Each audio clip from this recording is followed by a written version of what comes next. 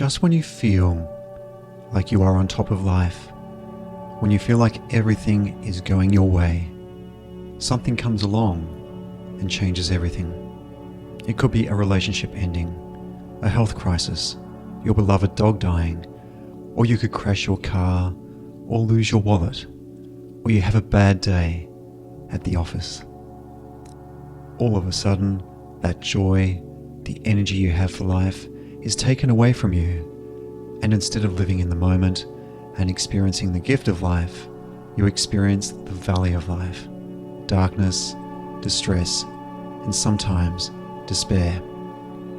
Then in time, the darkness melts away and light re-enters your life, and you begin to experience the joy that you had before. This is the continual cycle of life. We experience it from the time we are born to the time we die. We live in a constant experience of perception.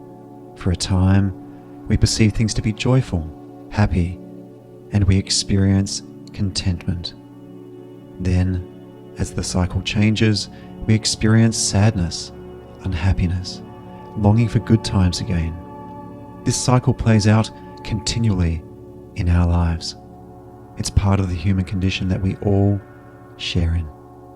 For some, they deal with these cycles with equanimity. For them, these cycles don't exist. They live in blissful detachment from the mountains and valleys of life. You'll often see this ability to be detached in monks and spiritual leaders who are spiritually and emotionally mature and exist on a different plane to the rest of us. What do they know that we don't know? They know that all things are the same. It just is. And they know that everything is impermanent. When it comes to joy and sadness, what are they? They are emotional states. One makes you feel happy and content. The other makes you feel unhappy and discontented.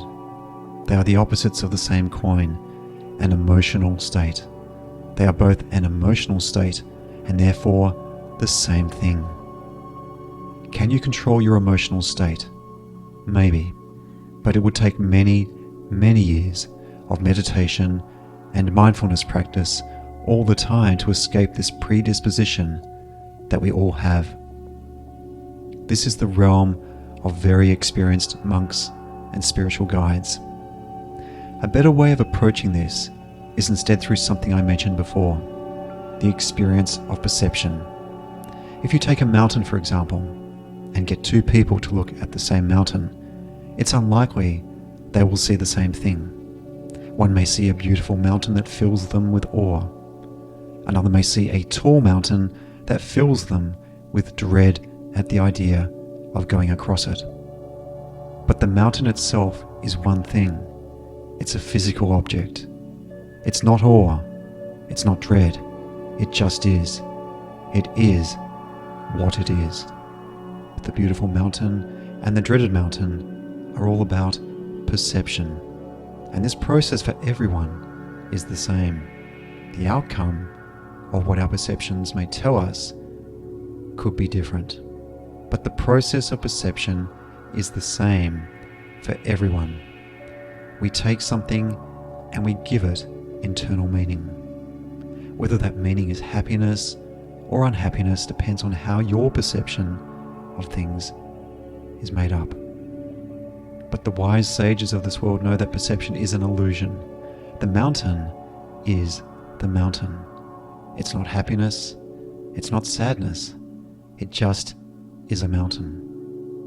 Through perception, we create an internal dimension to the mountain and bring it to life in our unique, individual world. So remember, nothing is good or bad. It just is what it is.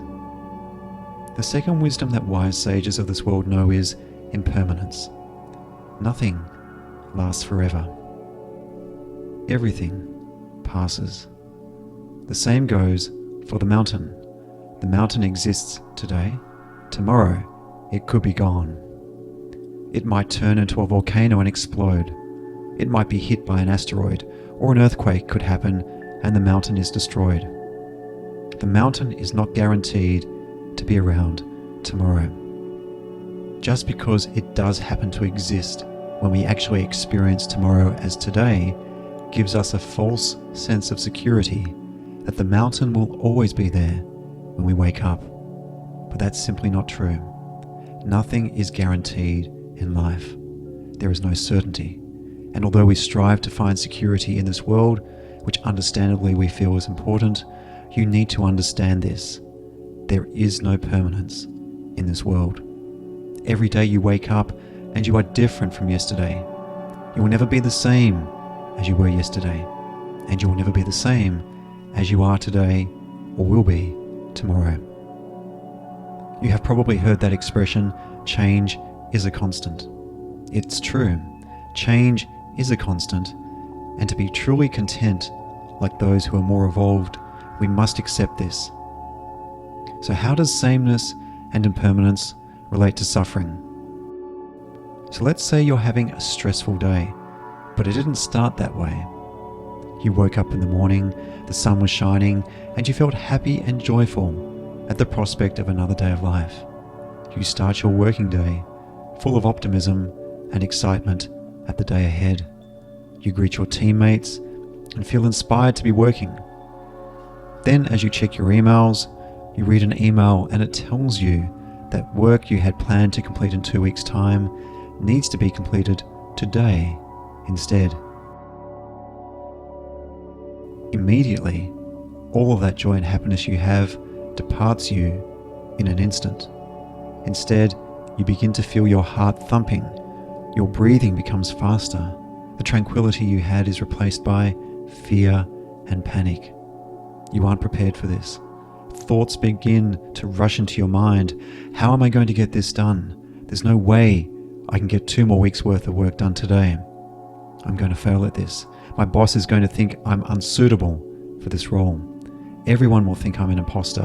I'm not cut out for this role. I'm hopeless. Maybe they will fire me because of this. I need to pay the mortgage. How am I going to afford the mortgage without a job? How can I afford to eat? What about that trip I had planned in 4 weeks' time, that well-deserved holiday on the beach? Does any of this sound familiar to you? It's familiar to me because it's what I would do. I would have all this joy inside of me, and then, in a passing of a few seconds, all of that would be taken from me, stolen. I would be left emotional, upset, and in a state of despair. Worse, the sensations you have, the increased heart rate, faster breathing, extending through to even dizziness, nausea, your muscles tightening, maybe even some pain in your body, can make you feel something worse. It can make you feel like you are dying. And all this happens so quickly when just a few moments ago you were the happiest person on the planet. What has happened here? Well, let's think about this for a moment. And the most important thing to ask yourself is, imagine that you are actually dying right at this very moment. Like all of us, our moment of passing is something decided for us. Often it can happen suddenly. We may be in the best part of our lives and our life ends. So in this moment of your death, what do you think you will think about? Maybe it's your family, your friends, your relationships, or maybe it could be your childhood memories. Or it could be the things you'd wish you'd done but never got to do because time got away from you or because you couldn't afford it. Perhaps you'll think about those dreams you had of starting your own business, which you never really pursued. But as you were taking your last few breaths, I wonder if you will think about that email that you received that asked you to get that work done today rather than in 2 weeks' time. I think I can predict your answer, which is no.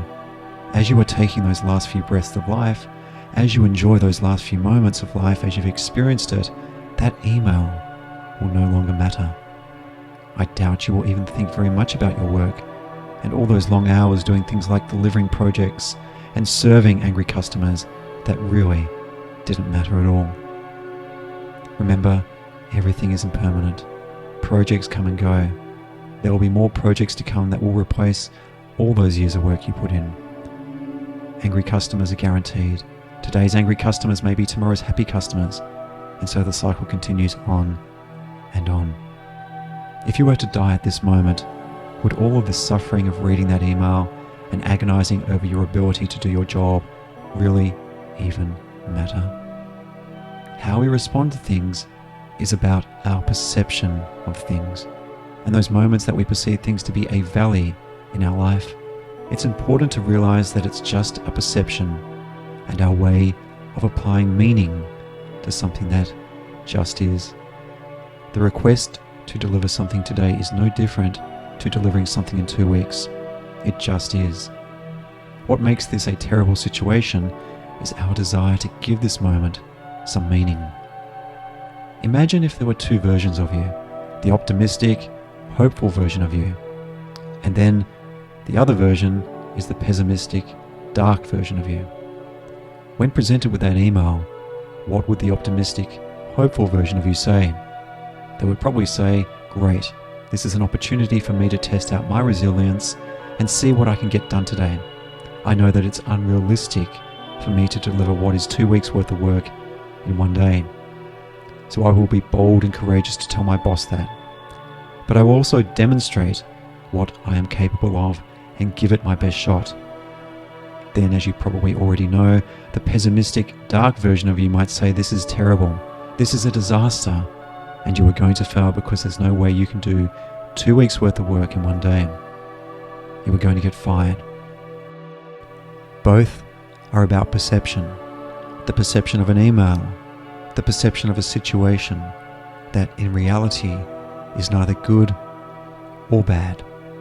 It just is. The situation doesn't change. It is the same. You can choose to accept this moment, and maybe you choose to go with the happy version of you, or maybe you choose to go with the pessimistic version of you. But either way, you have the ability to decide on how you respond. Don't let the situation choose your response for you. Don't be a slave to your perception. Be the master of it. Only you get to choose your response. And if you feel you are unable to achieve clarity of mind, that things are too overwhelming for you in these moments in life, which are impermanent and will pass, remember this: when you die, will this current moment matter? And if it doesn't matter, then let it go, like the breeze brushing past your face. I'm Ryan from Growth Headspace, and I send you my best wishes for prosperity and peace in your life today.